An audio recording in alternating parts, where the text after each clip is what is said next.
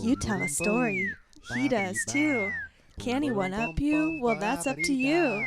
Tell your best tale and you never know. You could be a winner on the One Upper Show.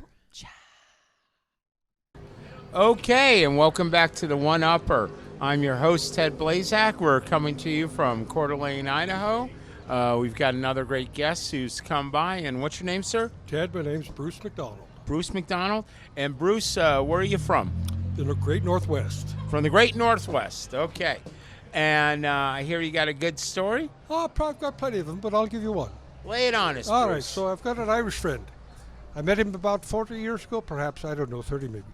Donald Finnessey's his name. He hails from the foot of Mount Ollie on the River Shannon in County Clare.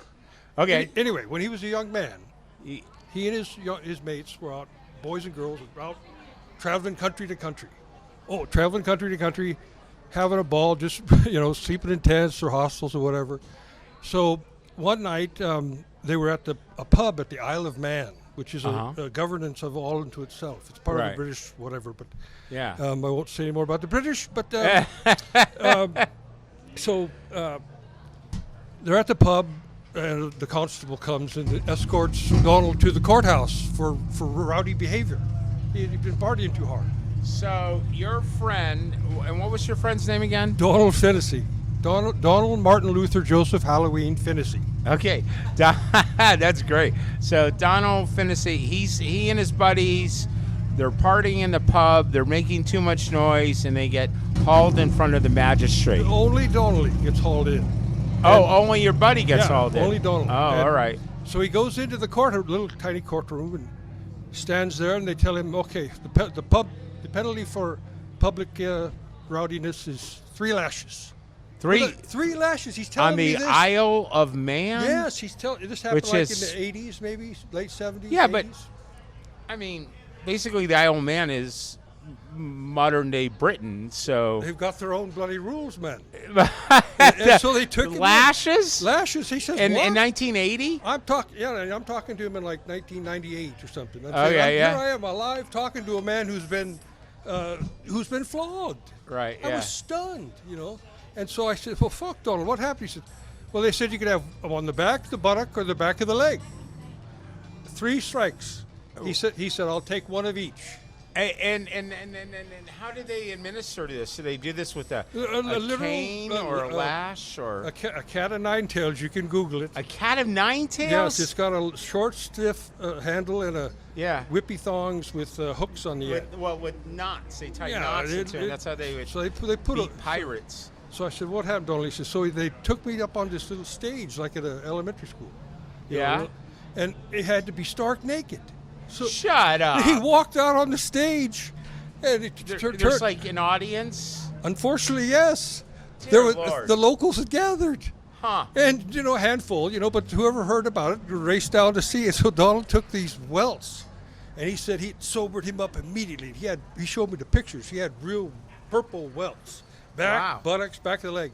And off he went. And so I'm driving down the road with him. He's telling me the story. I said, hey, Donald, overall, what do you have to say about it? He says, well, quite frankly, it was humiliating, but oddly exciting. And that's it. That's a great story that your friend told you. He's drunk and he's being rowdy at the pub, and they haul him in, but they even convict him so quickly. Oh yeah, that he's still inebriated, and they immediately pull out this punishment on him. Oh yeah, it's just cut and dry. There's no need for a jury. Wow. Yeah. Okay. So on that same trip though, he didn't learn his lesson. Off he went again, drunken and whatnot. He was back at the little camp they had, the tents and stuff. Yeah. He woke up slowly to the crack of the sun, and he looked around and everybody had decamped. They took his tent, took all his stuff, left him some stuff, and they left a nice plastic bag under his head for which he was thankful. And so his buddies abandoned him because he was bad news. Yes, he was public grief. He was a public grief, and he's continued to be so every day of his life since. Okay, wow, that's fascinating. Yeah. Okay, so all right, so your story is your Irish friend's Donald's story. Okay. Right. So The key is the twist of the get you. It was humiliating but oddly exciting. oddly excited. No, it's a great line. Yeah, that's the twist of it. That's what All I right. want you to do. Okay, so I have a story about an Irish friend as well. Oh, hooray! Yes. So I actually, I think I can one up you. I think I'm one upping you. Let's have it, man. All right. So I was in Portland, Oregon, in my mid-20s, and my best buddy was a bartender at a bar called Biddy McGraw's, which is an real Irish bar, and the owner, she was straight from the motherland, and my buddy was the bartender, and then I had another buddy who was the house band. Oh, Yeah, and these were like some of my very best friends. a family affair. And the bar just opened, and I had just moved to Portland, so I quickly became a big regular at the bar, especially because Mark was able to hand me free pictures of beer. Oh. So yeah, I really enjoyed it. And then yeah, it was great. And then my buddy Kerry was singing, and he would always like, this song's dedicated to Ted. Yeah, you ladies out there have a dance with him, So it was a great bar for me. I love that bar. Free beer and girls and What the more band. could you ask for? Right, yeah. And so I hung out, and I got to know everyone really well, and I got on with them all. And essentially, it's a very Republican bar. Erin Go Bra, they're very dedicated to the IRA. Oh, yeah. And while I was there, every now and then, like, these Irish guys would show up and appear for like a month or so, and then they would disappear. Oh. And what it is it was kind of a safe house for people who they had to get out of the country real quick. I see. And then I'm pretty sure, although I have no evidence of this, that it was also a place where money was being laundered. Oh, but of course, man. Yeah. I'm pretty sure. So anyway, I got to know this one guy. I think his name was Brian.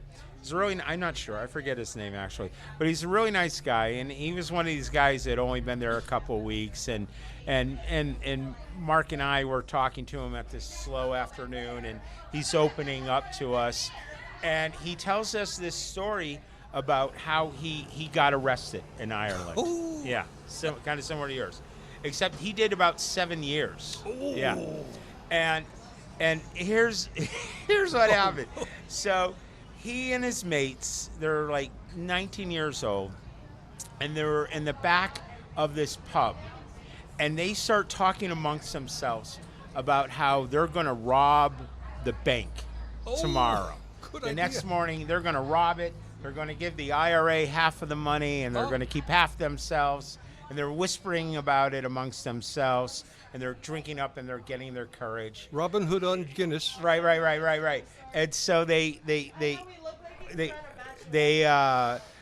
so anyway, so they're talking, and they're putting their plans together, and then they go home for the night, and then in the next morning they all get together, and they actually hop on a public bus to get to the bank, and they've got like ski mask and these kind of like carved out of wood guns, and they're all excited. But when they get off of the bus to go to the bank, there's 70 people standing at the bank, just normal citizens of the town, because they've got wind that there's going to be a bank robbery, and they want to watch these guys pull it off. Why not, man? Yeah. What entertainment. Yeah. So they literally walk off the bus, and there's 70 people applauding as they get off, and they look at each other in stunned silence. Who talked, but word travels that quickly in a that's the small way Irish town. Ireland- So then the Ireland, constable came up and said, "Hello, boys. Why don't you come with me?" And then off they went for 7 years. Yeah. 7 years for Yeah. a box. So that's my Irish I think you got prison it, man. story. All right. Tennessee, you're in second place like you always haven't been. But anyway, I know you saw the Christmas. Well, you're- Hey, there we go. Yeah. Well, next? you're still gonna win a T-shirt Thank you. on Ted, the this show. has been a blast. Thank you. Did you have a good time? Yes, sir. All right, good. I'm glad to hear that. Thank you. So, welcome to Coeur d'Alene. If you've got a story where you can one up Donald, one up Donald's Irish beat Island of Man beating with the Cat of Nine Tails, which was strangely arousing. Humiliating but oddly exciting. Humiliating but oddly exciting. Then we want to hear your story. So please email us at the oneupper.show@gmail.com or visit our webpage, oneuppershow.com, and you'll see all our social links there. And we hope to hear from you soon and keep those good stories coming. Thank you. The One Upper Show is brought to you by Trailblazing Canvassers and the Burning Sage Productions.